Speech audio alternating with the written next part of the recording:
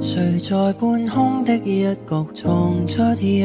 個宇宙，然後種出一組銀河鐵道與星宿，寧在這真的仿似假的國土漂流，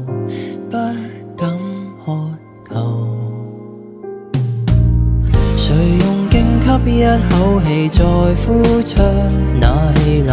隨着氣息的方向去追逐那溫柔，如若這不速之旅沒有確實的擁有，都不強求。我會沉着氣，學會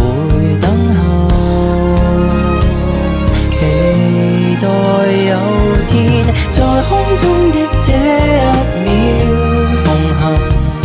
隨着風可聽到心跳在耳邊，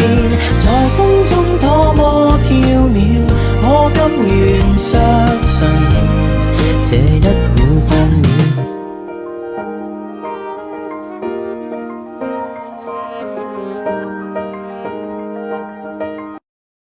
抖音。